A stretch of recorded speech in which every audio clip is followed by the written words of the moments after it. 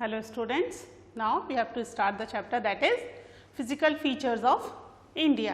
ठीक है, इसके हमने 5 physical features already पढ़ लिए हैं, है ना. लास्ट लेक्चर में हमने पढ़ लिया था about the coastal plain and the Indian desert, है ना. कोस्टल प्लेन में हमने देखे थे 2 पार्ट्स में डिवाइडेड है, ईस्टर्न घाट और वेस्टर्न घाट में. ठीक है, जो रिवर्स फ्लो कर रही हैं वो रिवर्स कर रही हैं ईस्टर्न कोस्टल प्लेन से, है ना, वेस्ट की तरफ, वेस्ट से कोस्ट ईस्ट की तरफ.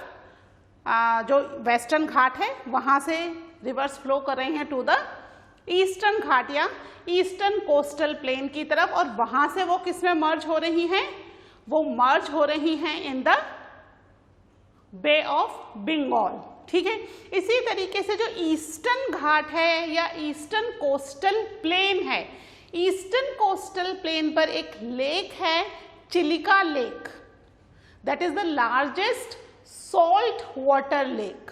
ठीक है, ये उड़ीसा में सिचुएटेड है बच्चों. ठीक है, जहां पर उड़ीसा के बिल्कुल ओशन के पास में एक लेक है अच्छी खासी बड़ी, that is Chilika lake.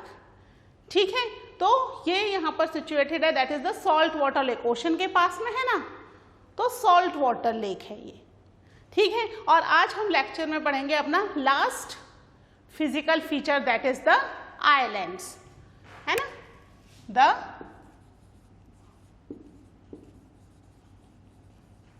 Islands.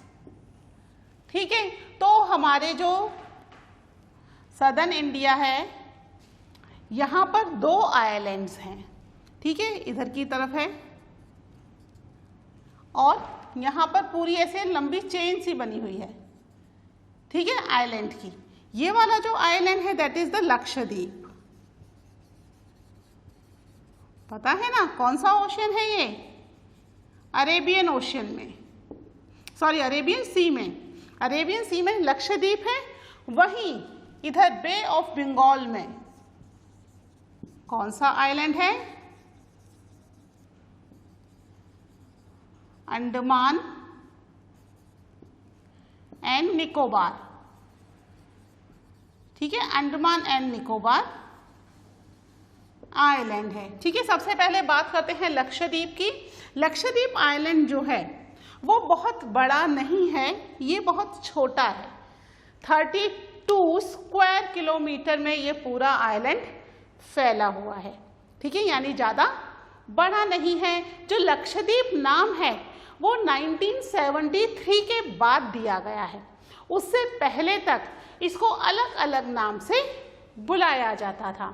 ठीक है, यहाँ पर एक आइलैंड है जो कि पिटी आइलैंड, जहां पर कोई भी नहीं रहता, that is uninhabited by any human being. तो वो बहुत ही अच्छी और बड़ी एक बर्ड सेंचुरी है, that is in the Lakshadweep. और लक्षद्वीप आइलैंड जो है ये कोरल रीफ से बना हुआ है. कोरल रीफ क्या होते हैं? ये एक स्मॉल माइक्रो ऑर्गेनिज्म होते हैं इन द ओशन. ठीक है, बहुत ही छोटे छोटे माइक्रो ऑर्गेनिज्म होते हैं. इन माइक्रो ऑर्गेनिज्म के स्केलेटन और उनके सीक्रेशन से, ये जो सीक्रेशन और स्केलेटन जमा होते चले जाते हैं, उससे ये आइलैंड बना हुआ है. ठीक है, तो ये कोरल आइलैंड है. ओके, वहीं पर अंडमान एंड निकोबार, ये आइलैंड 2 पार्ट्स में डिवाइडेड है.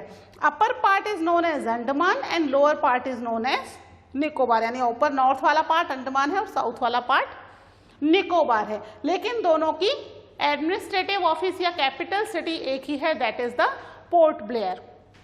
ठीक है, लक्षद्वीप की एडमिनिस्ट्रेटिव जो सिटी है दैट इज द कावारत्ती, है ना. अब यहाँ पर ये जो आइलैंड है ये किससे मिलकर के बना है? यहाँ पर कोई माइक्रो ऑर्गेनिज्म के स्केलेटन नहीं है. ये माउंटेन्स का जो अपर पार्ट है, यानी अंदर माउंटेन सबमर्ज्ड हो गए हैं और उस माउंटेन का अपर पार्ट जो है वो अंडमान एंड निकोबार के रूप में या इस आइलैंड के रूप में हमें मिलता है. ठीक है, इंडिया में जैसा कि हम जानते हैं हर तरह का फिजिकल फीचर पाया जा रहा है ना। 6 फिजिकल फीचर तो हम पढ़ ही रहे हैं। इसके अलावा यहाँ पर एक वॉल्केनो भी है, ठीक है। निकोबार आइलैंड में एक आइलैंड है दैट इज बैरन आइलैंड, ठीक है। वहां पर एक एक्टिव वॉल्केनो भी है जो 2006 में इरप्ट हुआ था, है ना। उसके बाद अभी तक इरप्ट नहीं हुआ है, ठीक है। तो एक एक्टिव वॉल्केनो भी इंडिया में है, ठीक है। That is about the Andaman and Nicobar islands, ठीक है। इसके बारे में हम थोड़ी इंफॉर्मेशन लिख भी लेते हैं।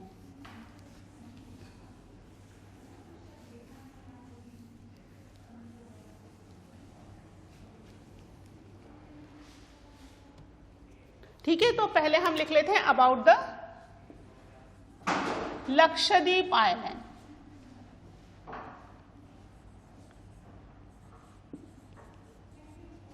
लक्षद्वीप आइलैंड्स, है ना। ग्रुप ऑफ आइलैंड है ये, एक आइलैंड नहीं है, छोटे छोटे कई सारे आइलैंड से मिलकर के बना है। कहां पर है? It is in the Arabian C.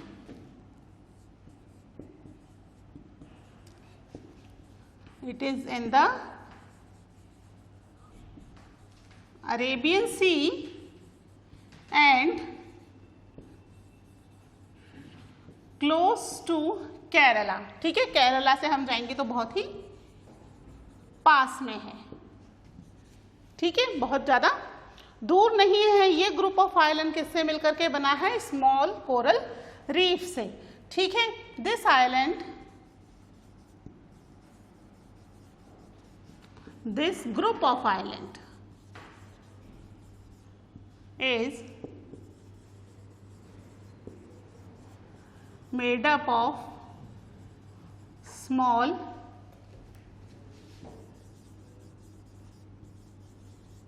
coral reef। मैंने आपको बता दिया है कोरल रीफ क्या है।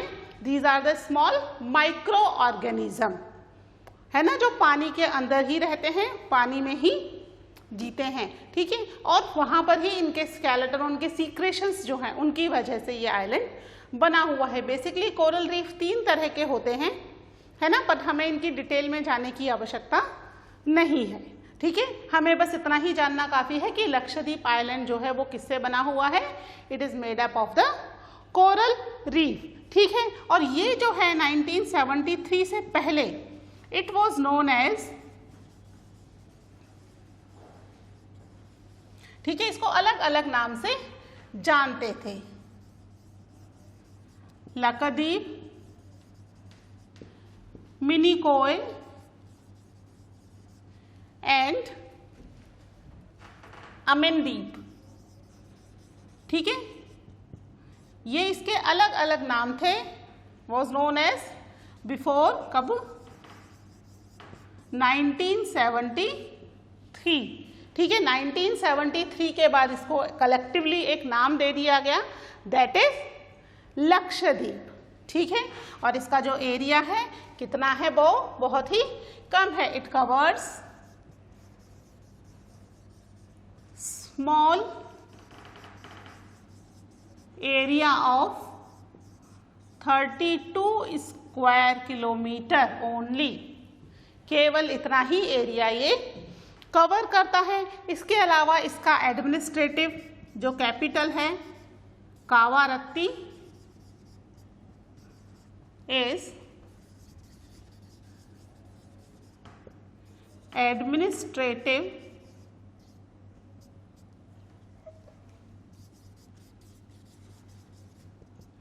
कैपिटल ऑफ दिस आइलैंड,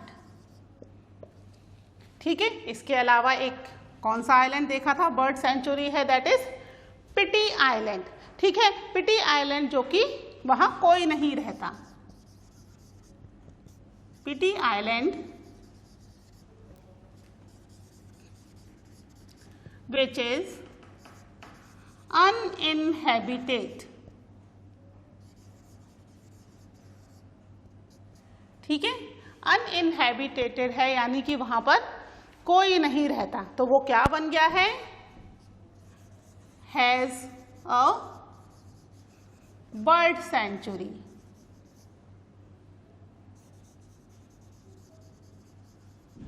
ठीक है, एक बर्ड सेंचुरी में वो कन्वर्ट हो गया है। ठीक है, एक मिनट, इस सेंचुरी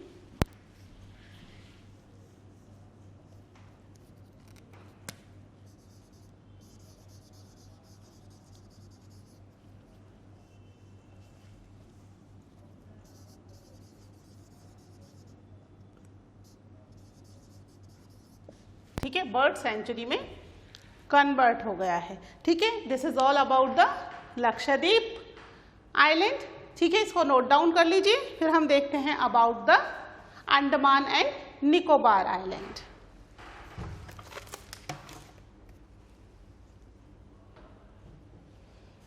ठीक है, इसको रब कर दूं।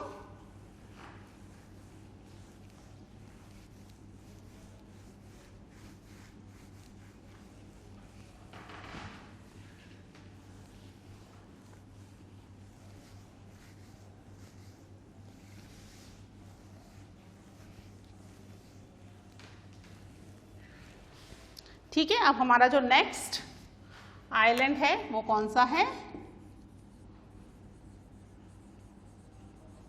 द अंडमान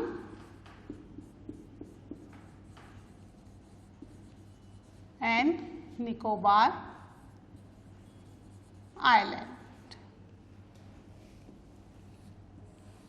ठीक है, ये दो ग्रुप ऑफ आइलैंड हैं, बताया ना आपको। अपर पार्ट, नॉर्थ पार्ट जो है that is Andaman and lower part that is the Nicobar. ठीक है, ये कहां पर है? It is in the Bay of Bengal. ठीक है, the elongated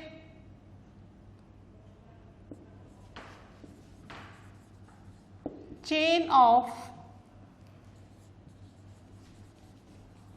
island is located in Bay of Bengal। ठीक है, elongated मतलब लंबी, लॉन्ग, एक चेन की तरह। ठीक है, दैट इज elongated चेन। ठीक है, क्योंकि ये क्या है, एक के नीचे एक के नीचे एक, इस तरीके से फैले हुए नहीं है, एक लंबी लाइन में फैले हुई आइलैंड है। ठीक है, और ये लक्षद्वीप आइलैंड के कंपैरेटिव में this island is bigger in size.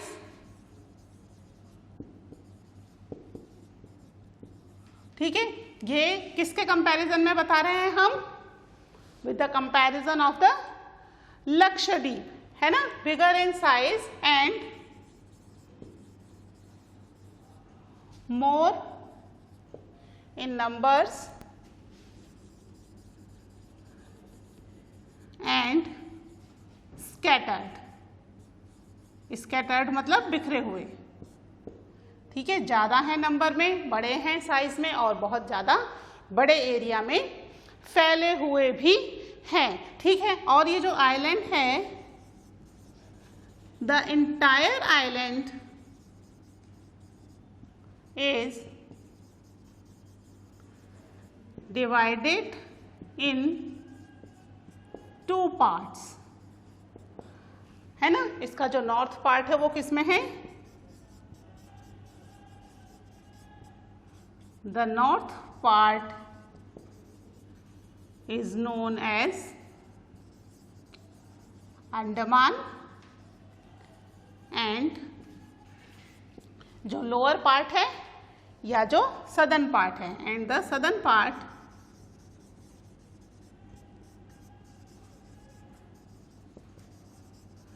is known as Nicobar. ठीक है, निकोबार आइलैंड कर देते हैं। ठीक है, तो ये 2 पार्ट में डिवाइडेड है, सदर्न एंड नदर्न पार्ट।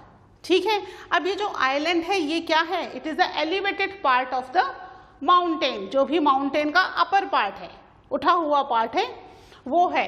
ठीक है, ये क्या है? This is the These islands are an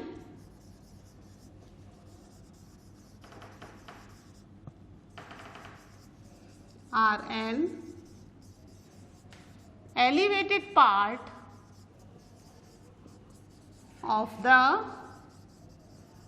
mountains, है ना। माउंटेन्स जो वाटर में सबमर्ज्ड हो गए हैं, उनका एलिवेटेड ऊपर का उठा हुआ पार्ट जो है that is the Andaman and Nicobar island.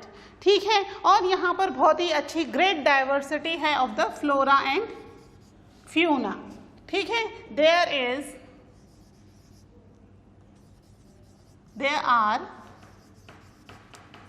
Great diversity of flora and fauna. आप जानते हैं ना फ्लोरा एंड फ्योना क्या है? फ्योना आर फाउंड, ठीक है, इन दिस आइलैंड।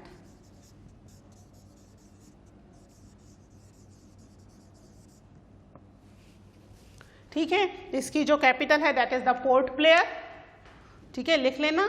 और इंडिया का एकमात्र volcano also found in this island that is Barren Island. ठीक है, वो भी बैरन आइलैंड पर एक वॉल्केनो है दैट, ठीक है, तो वो भी हमें कहाँ मिल रहा है? It is also found in the Andaman and Nicobar island. ठीक है, ये हो गया अबाउट द हमारे बोथ द आइलैंड्स। ठीक है, Lakshadweep island and Andaman and Nicobar island. ठीक है, आप इसको एक बार नोट कर लीजिए, फिर हम डिस्कस करते हैं about the importance of these physical features.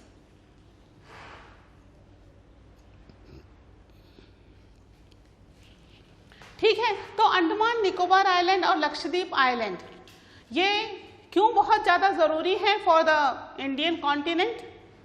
ठीक है, इंडिया को इंडियन सब कॉन्टिनेंट भी कहते हैं।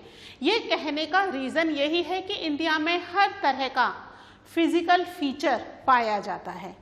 ठीक है, जितने भी फिजिकल फीचर्स हैं सभी अपने अपने जगह बहुत ही इम्पॉर्टेंट हैं। जैसे हम शुरू करते हैं, हमारा फर्स्ट फिजिकल फीचर था हिमालयन माउंटेन। क्यों इम्पॉर्टेंट है Himalayan mountain? It is the source of so many reverse, है ना। माउंटेन, हिमालयन माउंटेन से ही बहुत सारी रिवर्स फ्लो होकर के आ रही हैं। हिमालयन माउंटेन ही है जो हमें यूरोप से आने वाली एक्सट्रीम कोल्ड विंड से बचाता है।